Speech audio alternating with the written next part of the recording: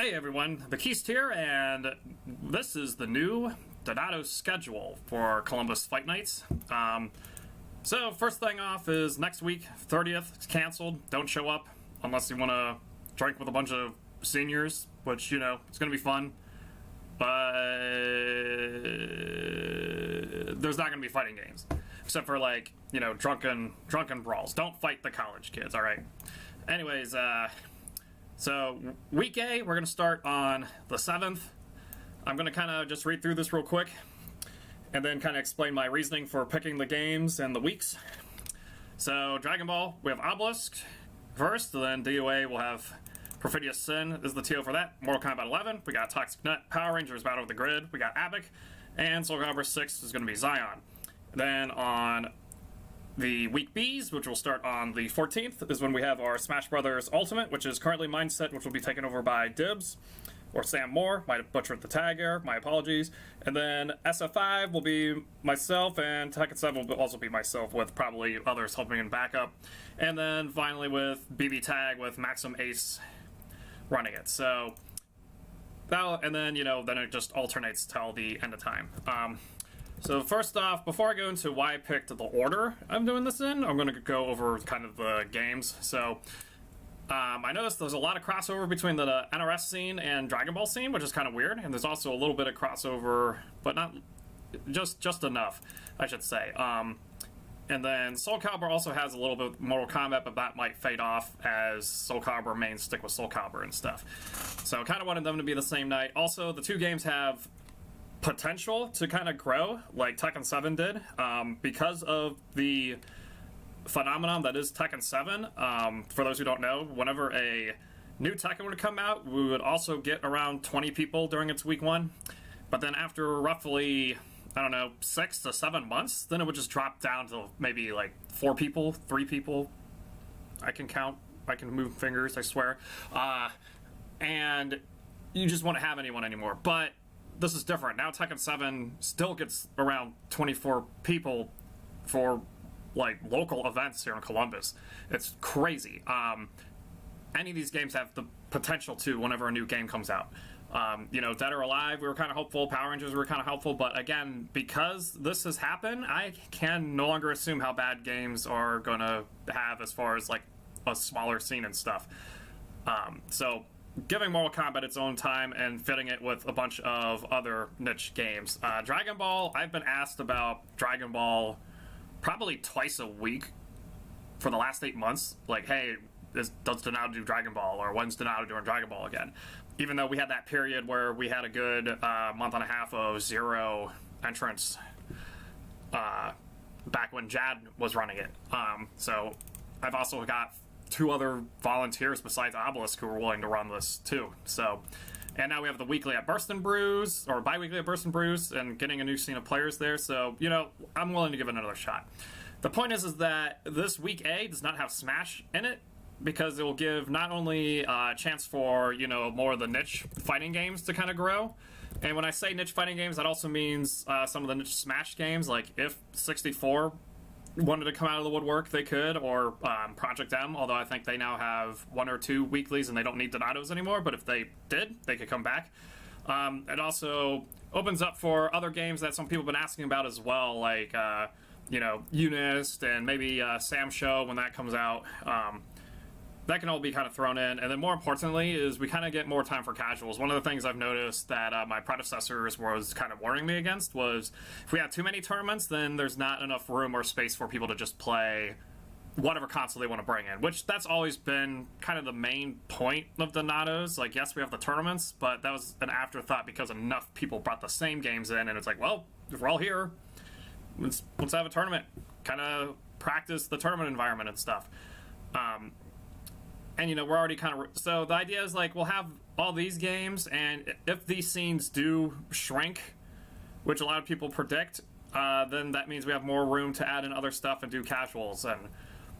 And you know, again, anyone's always welcome to bring whatever they want to Donatos. We prefer fighting games, but it can be anything, really. So then going on to... And then the final part is this has to do with, like, the TO experience here.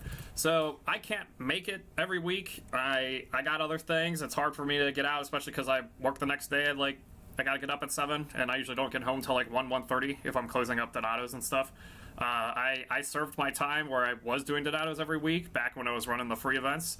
And the idea is to kind of like grow more people who want to run events and use this as their opportunity to lab and stuff.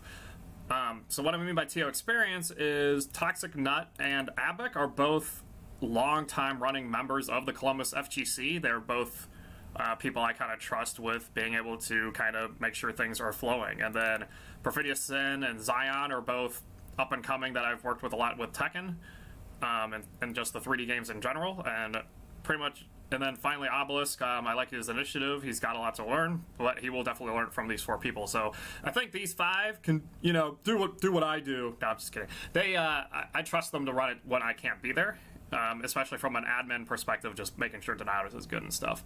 And again, this is all as long as like you, the community, wants it to be. Same with the tournament runners. If the second someone doesn't want to do it, then we can find replacements or kind of switch it up. This is just what I believe is the best after doing this for so long. And then finally, week B. So week B, kind of the deal here is we've got Ultimate. I've already explained why it's a bi-weekly, but for those who don't know, Ultimate now has, let's see, Late Night Slice, Donatos, Game Arena, the new Polaris spot, and then also Close Quarters now has a weekly. So that's 5. A lot of these games, they can't even have 1.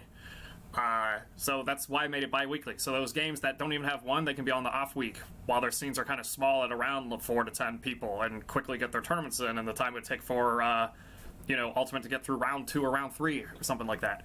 Plus, on top of this, a lot of the TOs that I have trained, they are graduating and will be either doing internships or stuff leaving during the summer, or they're going to be going on with their lives and stuff. So for now it's going to be Mindset, and then Dibs is going to kind of take over the bi-weeklies until then, and then up to the community and the flexibility of past TOs if they want to take this over. And then throw it into Street Fighter and to Tekken here, because I kind of want to be here while Ultimate's there, because it is the larger of the group. And since I'm kind of like the showrunner of Donatos, just again, when I think there's going to be the most people there, I'd rather be there too.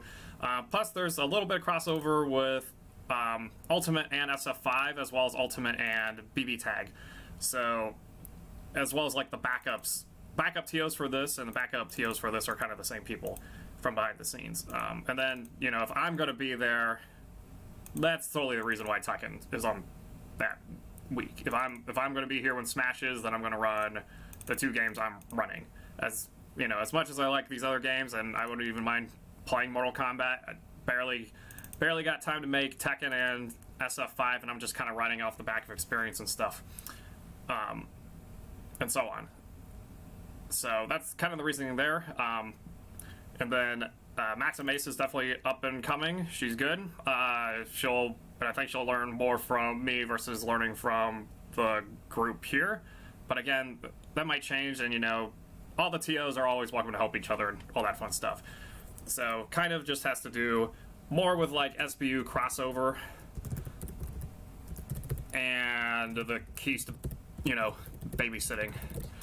So the final part, why I picked the time frames I picked them in. Last week we had pretty much week A. It was a weird hybrid of week A where we had DOA. I mean, it didn't get ran, but we still had it scheduled.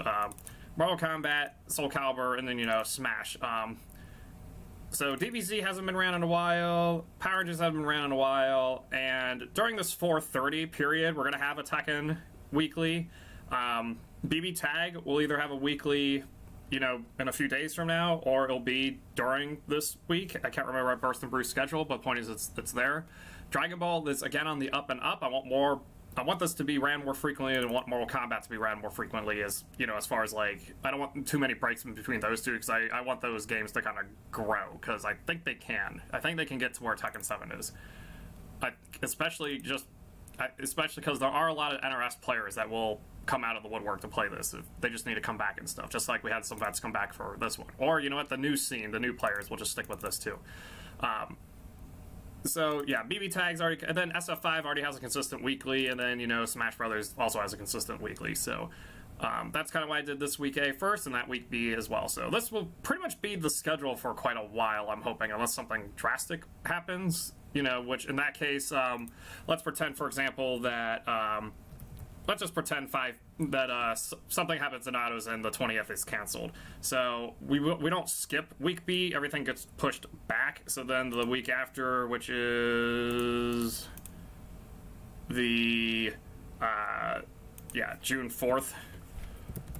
So like in this hypothetical situation, if this got canceled, then instead of this being week A, which it currently is, just everything then just gets pushed back by one. And we do that so that, you know, you don't get the week, because if we didn't do it that way, then the week B guys would end up waiting almost a month before they got to play their games again, as far as like a tournament scene goes. Again, there'll be extraordinary circumstances. I think this is the framework we're going to work with for the time being. I'm looking forward to how week A goes, especially with more casual setups, because now people can kind of come in and bring whatever they want. We have that occasionally, but now they have a more focused time to do that. So, and you know, and if we don't want more casuals, we just more events, then it can be also squeezed into week A. So, even though week A is going to have 5 games, and again, this is going to be up to the 5 guys running. I hope they take my example of allowing anyone to enter all 5 if they really wanted to. But you know, it's going to be limited on setups. It's going to be limited on the abilities of the players and the TOs to be able to keep organizing and keeping up with all the games at once, because we have to be out at midnight. And you know, also with the stream coordination and stuff. So I'm going to pretty much leave it up to those 5, and they'll determine if there's any limits or not. And you'll kind of work with them. And then obviously on the week B, you can enter all 4. We'll be able to handle it. Ideally, if you're in Ultimate and you're going to enter the other games, bring a controller for those other games, because that will speed up things significantly. And, you know, definitely let the TOs know when you're in those games and stuff. So that's about it. If you don't know who these players are, I'll tag them in the Facebook post, or, you know, if you already know who they are, you can message them. But yeah, as for the times themselves, that's going to be up again to the players. This is just what I recommend they do. But you know, if Obelisk can't get to the venue until 7:30, then obviously Dragon Ball's not going to be at 7. So little things like that. And I believe that covers it. So again, holler if you got questions, and happy Fight Night, everybody.